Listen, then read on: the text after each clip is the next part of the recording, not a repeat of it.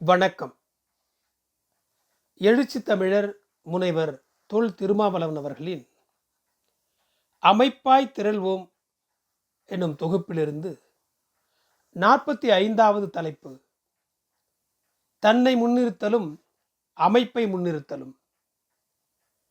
உங்களுக்காக வாசிப்பது பாண்டிச்சேரி அபிஷேகப்பாக்கத்திலிருந்து ஆதிசிவன். உணர்ச்சி வயப்படும் போது மனிதன் உணர்ச்சியின் பின்னாலேயே ஓடும் நிலை உருவாகிறது. அது இழுத்த இழுப்புக்கெல்லாம் ஆட வேண்டியுள்ளது. மேலோங்கும் உணர்ச்சியின் வேகத்திற்கேற்ப, வலிமைக்கேற்ப, பண்பிற்கேற்ப மனிதன் இயங்க வேண்டியுள்ளது. உணர்ச்சி தன்னை ஆளுவதற்கு அனுமதிக்கும் போது அவ்வுணர்ச்சியால் ஏற்படும் விளைவுகளை அவன் எதிர்கொள்ள வேண்டியுள்ளது. எத்தகைய உணர்ச்சியாக இருந்தாலும் அவ்வுணர்ச்சியை தனது கட்டுக்குள் வைத்திருக்கும் போது மனிதன் அவ்வுணர்ச்சியால் பாதிப்பு நேராத வகையில் நெறிப்படுத்திக் கொள்ள இயலும். மனிதன் உணர்ச்சிகளை ஆள வேண்டும், உணர்ச்சிகள் மனிதனை ஆளக்கூடாது. இந்த நுட்பமான ஆற்றல் தான் மனிதனை மாபெரும் வல்லமை பெற்றவனாய் ஆளாக்குகிறது. மனிதன் மட்டுமல்ல, உயிர்கள் யாவுமே உணர்ச்சிகளால் உந்தப்படுபவையே ஆகும். உணர்ச்சிகளின்றி உயிர் இயக்கம் இல்லை. பசியுணர்வு, பாலுணர்வு, பாதுகாப்பு உணர்வு போன்ற உணர்ச்சிகள் அனைத்து உயிர்களுக்கும் உள்ள பொதுவான பண்புகளாகும். இவ்வுணர்வுகளால் வெளிப்படும் ஆற்றல்கள்தான் உயிர் இயக்கத்தின் அடிப்படையாகும். அதாவது இவ்வுணர்வுகளின் உந்துதல்களால் தான் உயிர்கள் யாவும் இயங்குகின்றன. மனிதனும் இந்த பொது விதிக்கு உட்பட்டவனே யாவான். எனினும் மனிதன் அத்தகைய உணர்ச்சிகளை தனது கட்டுக்குள் வைத்து நெறிப்படுத்தி கையாளக்கூடிய ஆற்றலை பெற்றவன். இந்த மகத்தான ஆற்றலை உணரும் போதுதான் மனிதன் தன்னை வலிமைப்படுத்திக் கொள்கிற வாய்ப்பை பெறுகிறான். உணர்ச்சிகளின் போக்கில் ஓடாமல் அவ்வுணர்ச்சிகளை தேவைக்கேற்பவும் சூழலுக்கேற்பவும் கையாளுவதற்குரிய பக்குவத்தை பெறுவதில்தான் மனிதன் ஆளுமை பெறுகிறான். உணர்ச்சிகளின்றி வாழ முடியாது. உணர்ச்சிகளை தவிர்க்கவும் இயலாது. உணர்ச்சிகளை மேலோங்க விடாமல் முறைப்படுத்தி கையாள முடியும். தொடர் பயிற்சியின் மூலம் தேவையற்ற மற்றும் தீய உணர்வுகளை தவிர்க்கவும் தடுக்கவும் இயலும். உணர்ச்சிகளின் பண்புகளையும் ஆற்றல்களையும் புரிந்து அவற்றின் தேவைக்கேற்ப அவற்றை கையாளுவதிலிருந்தே மனிதனின் வெற்றி அமைகிறது. அவ்வாறு கையாள தெரியாமல் உணர்ச்சி வயப்படுகிறவன், உணர்ச்சிகள் இழுத்த இழுப்புக்கெல்லாம் இடம் கொடுத்து வருகிறவன், தனது சுற்றத்தையும் நட்பையும் இழப்பதுடன் தனது ஆளுமையையும் இழக்கிறான். உணர்ச்சிகள் தன்னை ஆட்கொள்ளும் போது அவற்றை கட்டுக்குள் வைத்து கையாள தெரியாமல் உள்ளது உள்ளபடியே உணர்ச்சிகளை கொட்டுகிறவன் தனது இயலாமையை உணர்வதில்லை. இயலாமையை உணர்கிறவன் அதனை மூடி மறைக்க முயலுகிறான்.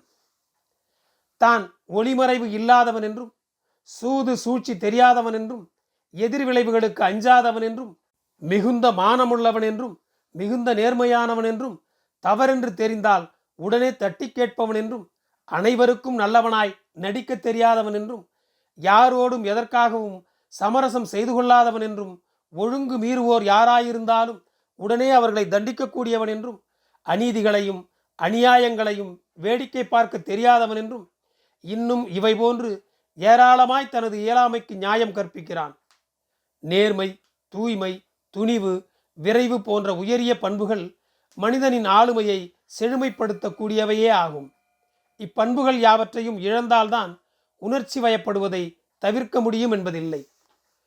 நேர்மை தூய்மையை தரும், தூய்மை துணிவை தரும், துணிவு விரைவை தரும். இவை யாவும் மன அழுத்தத்தை அண்டவிடாமல் தடுக்கும், உணர்ச்சி வயப்படுவதை தவிர்க்கும். ஆனால் மனிதன் தனது உணர்ச்சிகளை கையாள தெரியாமல் தடுமாறும் இயலாமை போக்கிற்கு நேர்மையின் வெளிப்பாடு என விளக்கம் கூறுகிறான். உணர்ச்சி வயப்படுவதுதான் நேர்மைக்கு அடையாளம், துணிவுக்கு சாட்சியம் என்பதில்லை. உணர்ச்சி வயப்படாமல் இருப்பதென்பது அடங்கி போவதென்றும் அச்சப்படுவதென்றும் பொருளாகாது. நெஞ்சுரத்தோடும் நேர்மை திறத்தோடும் உணர்ச்சிகளை தனது கட்டுக்குள் வைத்து கையாளும் பக்குவத்தை பெற வேண்டும். உணர்ச்சிகளை கையாள தெரியாத போது உறவுகளையும் கையாள தெரியாது. உணர்ச்சிகளுக்குரிய பண்புகளையும் ஆற்றல்களையும் அறியாத போது அவ்வுணர்ச்சிகளை கையாள முடியாது. ஒவ்வொரு உணர்ச்சிக்கும் ஒவ்வொரு வகையான பண்பு மற்றும் வலிமை உண்டு. எத்தகைய உணர்ச்சிக்கு மனிதன் ஆட்படுகிறானோ அவ்வுணர்ச்சியின் பண்புக்கும் வலிமைக்கும் ஏற்றவாறு செயற்படுகிறான்.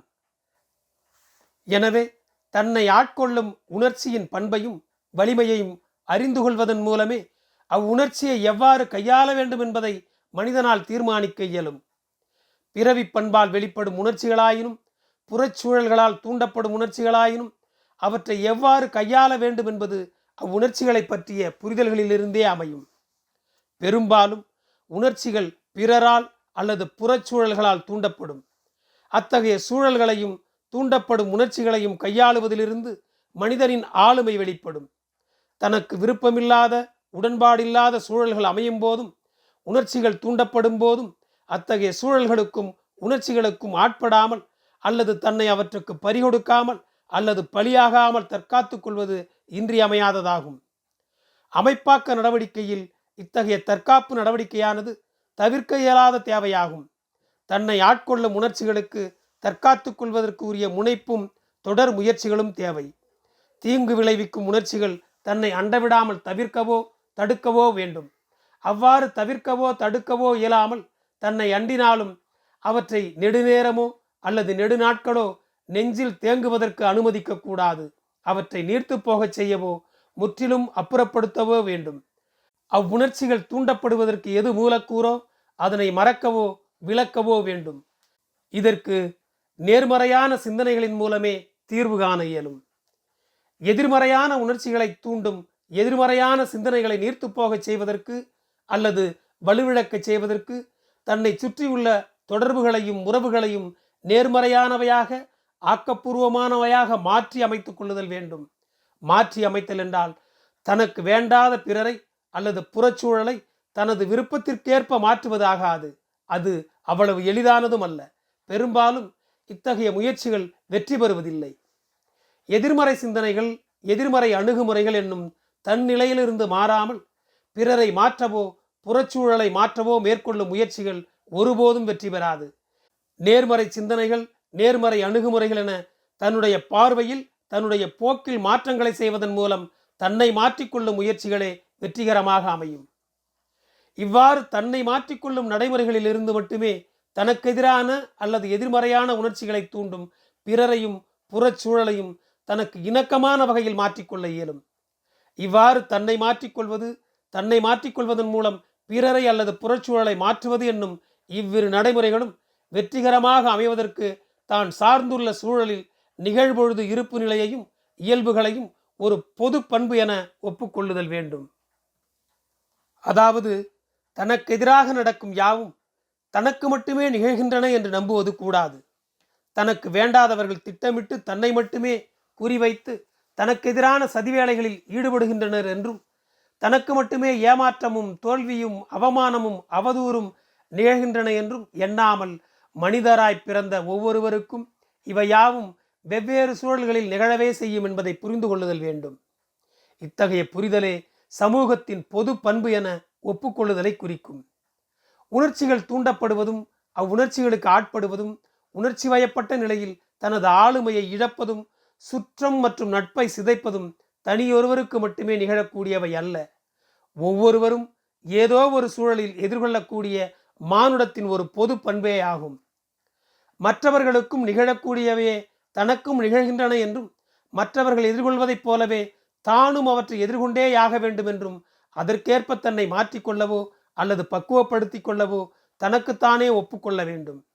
இத்தகைய ஒப்புக்கொள்ளுதல் அல்லது ஏற்றுக்கொள்ளுதல் எனும் பண்பு நிலையானது குறிப்பிடத்தகுந்த மிகவும் இன்றியமையாத ஒரு மாற்ற நிலையாகும். சமூக இருப்பு நிலைகளை மானுட இயல்புகளை நேர் எதிர் முரண்களை எல்லாம் யாவருக்கும் பொதுவான உலக இயல்பு என ஒப்புக்கொள்வதிலிருந்துதான் தன்னை மாற்றிக்கொள்ளும் புள்ளி தொடங்குகிறது. இவ்வாறு தன்னை மாற்றிக்கொள்வதற்கான பண்பு மாற்றமே தனக்கு ஏதுவான புறச்சூழல் மாற்றத்தை உருவாக்கும். தான் மட்டுமே சரி என்றும் தனக்கு மட்டுமே சதி என்றும் நம்புவதோடு அக்கருத்தில் மறு ஆய்வுக்கு இடமே இன்றி பிடிவாதமாக உறுதியாயிருப்பதும் புறச்சூழலை மாற்றுவதற்கு இடமளிக்காது. பிறர் தன்னை மாற்றிக்கொள்ள உடன்படாத போது தான் மட்டும் ஏன் தன்னை மாற்றிக்கொள்ள வேண்டும்? தான் மட்டுமே தன்னை மாற்றிக்கொள்வதால் தான் பிறரிடம் தோற்று போனதாகிவிடுமே, பிறர் வெற்றி பெற்றதாகிவிடுமே, மற்றவர்கள் கெட்டிக்காரர்களாகவும் தான் மட்டும் ஏமாளியாகவும் இருப்பதாகிவிடுமே என்றெல்லாம் மிகைப்படுத்தி பார்க்கும் எவராலும் தன்னை மாற்றிக்கொள்ளவே இயலாது.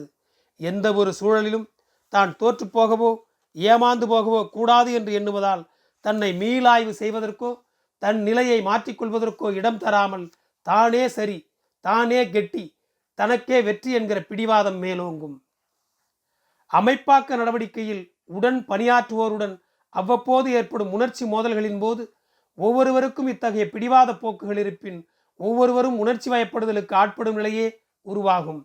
இதனால் தோழமை உறவுகள் பாதிக்கப்பட்டு ஒருங்கிணைந்து களப்பணியாற்றிட இயலாத நிலை ஏற்படும். தான் தோற்றாவது, தான் ஏமாந்தாவது உடன் பணியாற்றுவோரின் தோழமையை காப்பாற்றுவதுதான் ஒரே நோக்கத்திற்கான களத்தில் உண்மையான வெற்றியாகும். பகைமையை வீழ்த்துவதில்தான் வெற்றி, தோழமையை அரவணைப்பதில்தான் வெற்றி. உணர்ச்சி வயப்படும் போது தோழமையையும் பகைமையாகவே கருத நேரிடும். தனக்கோ அல்லது அமைப்புக்கோ அல்லது மக்களுக்கோ தோழமை என்னும் பெயரில் துரோகம் இழைக்கப்பட்டால் அத்துரோகத்தை எப்படி தோழமையாக அரவணைக்க முடியும் என்கிற கேள்வி எழலாம். பகைமையைப் போல் துரோகம் வெளிப்படையானது இல்லை என்பதால் அதனை பாதிப்புகளின் போதுதான் அடையாளம் காண இயலும். துரோகம் பகைமையை விடவும் கொடியது. பகைமையை வெற்றி கொள்ள வேண்டும், துரோகத்தை வெட்டி எறிய வேண்டும். பகைமையை வீழ்த்த வேண்டும், துரோகத்தை தண்டிக்க வேண்டும். துரோகத்தை தோழமை என்னும் பெயரில் அனுமதிக்கவோ ஏமாறவோ கூடாது. பொது வாழ்க்கையில் அல்லது அமைப்பாக்க நடவடிக்கையில் தனிநபர்கள் தன்னை முன்னிறுத்துவது வழக்கமான நடைமுறையாகும். அமைப்பையும் அமைப்புக்கான கொள்கை மற்றும் நோக்கங்களையும் முன்னிறுத்துவதை காட்டிலும் தன்னை முன்னிறுத்துவதுதான் பெரும்பாலும் முதன்மையானதாக விளங்கும். உடன் பணியாற்றுவோர் ஒவ்வொருவரும் தன்னை முன்னிறுத்துவதால் எழும் சிக்கல்களே, முரண்பாடுகளே உணர்ச்சி வயப்படுதலுக்கு அடிப்படையாக அமைகின்றன. தன்னை முன்னிறுத்துவதால் அதனை ஒவ்வொருவரும் தனக்கு எதிரான நடவடிக்கையாக கருதும் நிலை ஏற்படும்.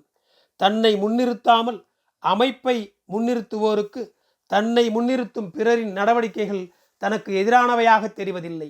எனினும் அமைப்புக்கு எதிரானவை என்று கருதலாம். தனக்கு எதிரானவை என்று கருதும் போது ஏற்படும் உணர்ச்சிகள் பிறரின் நடவடிக்கைகள் யாவும் தனக்கு எதிரான துரோகம் என்று நம்ப வைக்கும். அதே வேளையில் தன்னை முன்னிறுத்தும் போக்குகள் யாவும் திட்டமிட்ட துரோகம் என கருத முடியாது. பிறர் தன்னை முன்னிறுத்துவது இன்னொருவருக்கு எதிரான துரோகம் என புரிந்து கொள்வதை விட போட்டி என புரிந்து கொள்ளலாம். உடன் பணியாற்றுவோருக்கிடையில் போட்டி உருவாவதும் போட்டியில் தான் பின்னுக்கு தள்ளப்படாமல் முன்னோக்கி செல்ல வேண்டும் என்று விரும்புவதும் இயல்பானதேயாகும். தன்னை முன்னிறுத்தி, தன்னை நிலைநிறுத்தி, தனது இடத்தை தக்க வைத்துக் கொள்ள முயற்சிப்பது தன்னுடன் களத்தில் பணியாற்றும் பிறருக்கு துரோகம் இழைக்க வேண்டும் என்பதற்காகவோ அல்லது தான் சார்ந்த அமைப்புக்கும் மக்களுக்கும் துரோகம் இழைக்க வேண்டும் என்பதற்காகவோ அல்ல. பொதுவாக தன்னை முன்னிறுத்துவதால் பிறருக்கு ஏற்படும் பாதிப்புகளை பற்றியோ அமைப்புக்கு அல்லது மக்களுக்கு ஏற்படும் பாதிப்புகளை பற்றியோ அவ்வாறு யாவற்றிலும் தன்னை முன்னிறுத்துவோர் சிந்திப்பதற்கு வாய்ப்பில்லை. தன்னுடைய நலன்களை கருத்தில் கொண்டு தன்னை முன்னிறுத்துவோருக்கு அமைப்புக்கோ மக்களுக்கோ துரோகம் இழைக்க வேண்டும் என்கிற உள்நோக்கம் ஒருபோதும் இருக்க வாய்ப்பில்லை. அமைப்பையும் மக்களையும் தனக்காக பயன்படுத்திக் கொள்வதும் அதன் வழி தன்னை முன்னிறுத்திக் கொள்வதும் தன்னலத்தின் வெளிப்பாடுகளேயாகும். தன்னலம் என்பது அமைப்புக்கும் மக்களுக்கும் பாதிப்பை ஏற்படுத்தக்கூடியவையாக அமையலாம். ஆனால் அது துரோகம் என்றாகாது. ஆனால் தன்னலம் துரோகத்திற்கு அடித்தளமாக அமையலாம். தன்னலம் தன்னை வெளிப்படையாக முன்னிறுத்துவதிலேயே குறியாக இருக்கும். துரோகம் தன்னை மூடி மறைத்துக் கொள்வதிலேயே குறியாக இருக்கும்.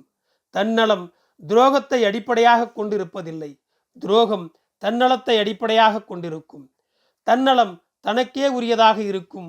துரோகம் பகைமைக்கானதாக இருக்கும். தன்னலம் வெட்கமறியாது, துரோகம் இரக்கமறியாது. தன்னலம் தன்னால் உருவாக்கப்படுவதாகும். துரோகம் பகைமை தொடர்புகளால் உருவாக்கப்படுவதாகும்.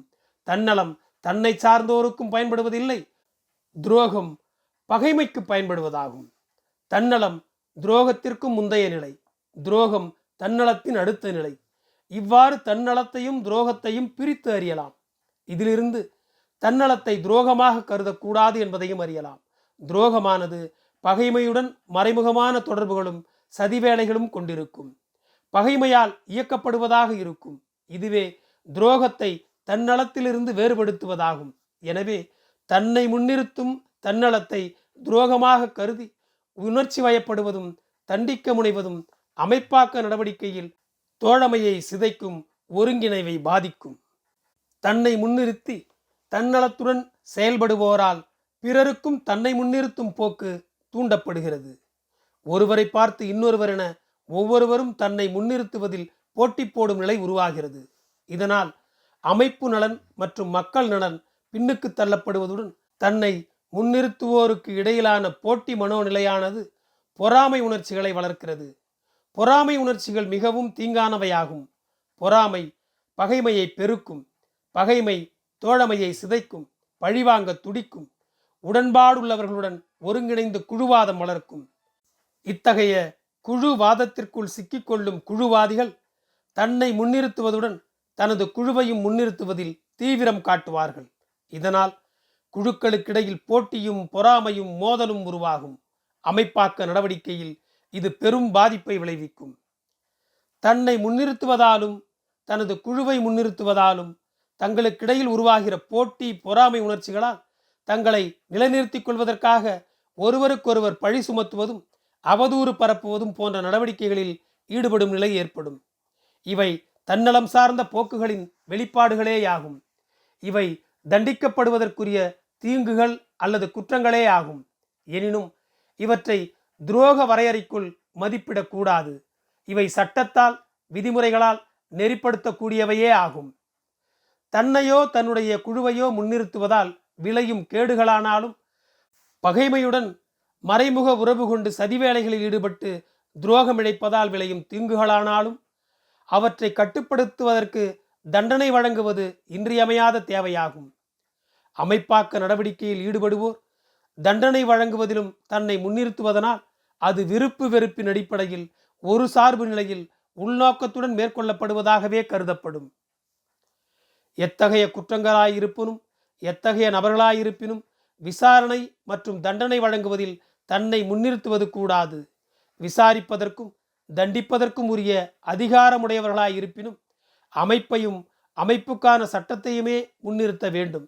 அமைப்பே விசாரிக்கிறது, சட்டமே தண்டிக்கிறது என்கிற நம்பிக்கை தண்டிக்கப்படுவோருக்கும் பிறருக்கும் உருவாதல் வேண்டும். அவ்வாறின்றி தன்னை முன்னிறுத்தும் போது தொடர்புடையவர்கள் விசாரணைக்கு உட்படவோ தண்டனையை ஏற்றுக்கொள்ளவோ உடன்படுவதில்லை எனும் நிலை உருவாகிறது. அத்துடன் தண்டனை வழங்குவோரின் நடவடிக்கைகளுக்கு உள்நோக்கம் கற்பிப்பதும் அவமதிப்பு செய்வதும் போன்ற எதிர்வினைகள் ஆற்றும் நிலையும் உருவாகிறது. எனவே எத்தகைய தண்டனைகள் வழங்குவதாக இருந்தாலும் அமைப்பையும் சட்டத்தையும் முன்னிறுத்துவதுதான் அமைப்பு நலன் மற்றும் மக்கள் நலன்களை பாதுகாப்பதாக அமையும்.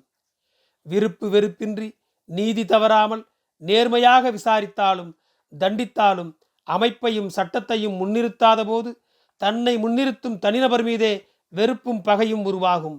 அமைப்புக்காக மக்களுக்காக தனிப்பட்ட பகையை வளர்த்து கொள்வது தேவையற்றதாகும். போட்டி பொறாமை வெறுப்பு பகைமை போன்ற உணர்ச்சிகளுக்கு இடம் கொடுக்காமல் ஆட்படாமல் தவிர்ப்பதற்கும் தற்காத்து கொள்வதற்கும் அமைப்பாக்க நடவடிக்கையில் தன்னையோ தனது குழுவையோ முன்னிறுத்தும் தன்னலப்போக்கை கைவிட்டு அமைப்பையும் மக்களையும் அமைப்புக்கான சட்டம் மற்றும் விதிகளையுமே முன்னிறுத்த வேண்டும். இத்தகைய அணுகுமுறையே தனிநபர்களுக்கு இடையிலான முரண்பாடுகளையும் மோதல்களையும் தடுக்கும். ஆக்கப்பூர்வமான செயல் திட்டங்களுக்கு வழிவகுக்கும், வலு சேர்க்கும். அமைப்பை முன்னிறுத்தும் அடித்தளம் அமைப்போம். அமைப்பின் அரசியலை முன்னிறுத்தும் ஆளுமை வளர்ப்போம். நன்றி. அமைப்பாய் திரள்வோம் காணொளி உங்கள் இணையதளத்திற்கு நேரடியாக வந்தடைய சப்ஸ்கிரைப் செய்யுங்கள். நன்றி.